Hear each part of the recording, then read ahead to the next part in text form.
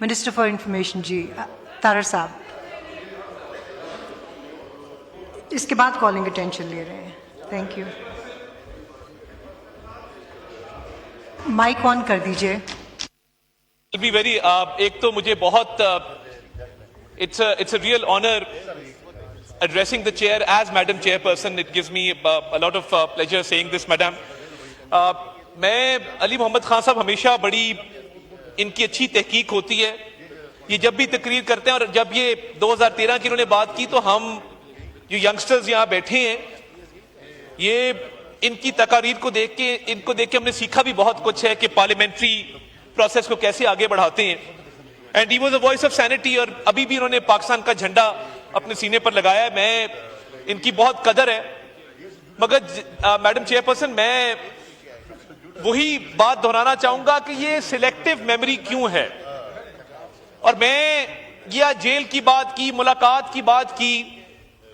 ان کے لیڈر امریکہ میں کھڑے ہو کے کہتے تھے کہ میں نواز شریف کا اے سی اتار دوں گا.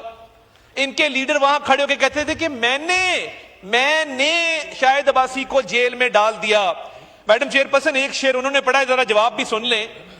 یہ وقت کس کی رونت پہ خاک ڈال گیا, یہ وقت کس کی رونت پہ خاک ڈال گیا, یہ کون بول رہا تھا خدا کے لہجے میں. تو madam chairperson it's not that simple. لوگوں کی چادر اور چار دیواری کے تقدس کو پامال کرنے کی روایت یہاں سے ڈالی گئی. بالکل ہماری پیپلز پارٹی سے تلخی تھی, بالکل ہم ایک دوسرے کے ساتھ بدستوں گریباں تھے. مگر میڈم چیئرپرسن اس ملک میں ایک میثاق جمہوریت بھی ہوا, ایک چارٹر آف ڈیموکریسی بھی ہوا. ہم نے اپنی غلطیوں سے سیکھا اور شہید محترمہ بینظیر بھٹو صاحبہ نے, میاں محمد نواز شریف صاحب نے اور دونوں پارٹیز کی لیڈرشپ نے بیٹھ کے ایک میثاق جمہوریت کیا اور اس ملک میں ایک پیسفل ٹرانزیشن واپس آئی. مگر اس وقت سپوائلر کا کردار کس نے ادا کیا؟ کس نے کہا کہ اس کی بہن بیٹی کو پکڑ کے گرفتار کرو اور جیلوں کے اندر ڈال دو؟ کس نے کہا کہ صبح شام مجھے گرفتاریوں کی لسٹ چاہیے؟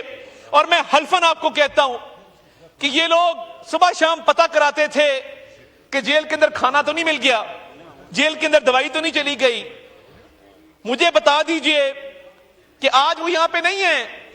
مرزا شہزاد اکبر, بدنام زمانہ, S A P M accountability, ہم تب بھی آپ کو کہتے تھے کہ ان جیسے لوگوں نے جنہوں نے تلخیاں پیدا کی ہیں سب سے پہلے یہ باہر ملک سے بھاگیں گے اور سختیاں آپ لوگ برداشت کریں گے. آج وہی بات ہماری درست ثابت ہو رہی ہے. جنہوں نے ماحول خراب کیا, آپ نہیں تھے یہاں پہ, چلیں کوئی بات نہیں, آپ تب نہیں تھے, کوئی بات نہیں.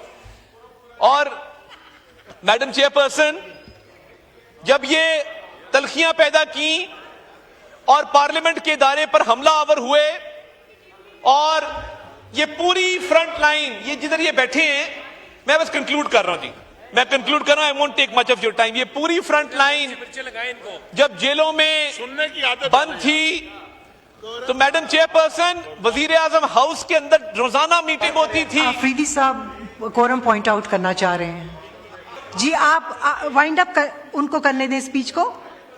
شکریہ آفریدی, شکریہ, مہربان جی, آپ کمپلیٹ کر لیجئے. میڈم چیئرپرسن میں صرف ان کنکلوژن یہ کہوں گا کہ جو جیل کی ملاقات ہوتی ہے وہ اس لیے ہوتی ہے کہ آپ قانونی مشاورت کریں. جیل کی ملاقات ہوتی ہے کہ جو صوبہ آپ کے زیر انتظام ہیں ادھر لا اینڈ آرڈر کے انتظامات کریں. جیل کی ملاقات اس لیے نہیں ہوتی کہ فوج کو بڑی گالی کون دے گا اس کو میں تھپکی دوں گا. جیل کی ملاقات اس لیے نہیں ہوتی کہ فوج کے ادارے کو بدنام کرو, انڈین ٹی وی چینلز پہ بیٹھ کے ملک کو بدنام کیا جائے. جیل کی ملاقات اس لیے نہیں ہوتی کہ شہداء کی تصدیق کی جائے. جیل کی ملاقات اس لیے نہیں ہوتی کہ سوشل میڈیا کے اوپر فوج کے سربراہان, اس قوم کے جو قومی سلامتی کے ادارے ہیں ان کو ڈیفیم کیا جائے. اور جیل کی ملاقات کا ایک جیل مینول موجود ہے. دیر از نو ادر وے. آپ غیر قانونی ڈیمانڈ کریں گے وہ کبھی پوری نہیں ہوگی. Thank you madam chairperson.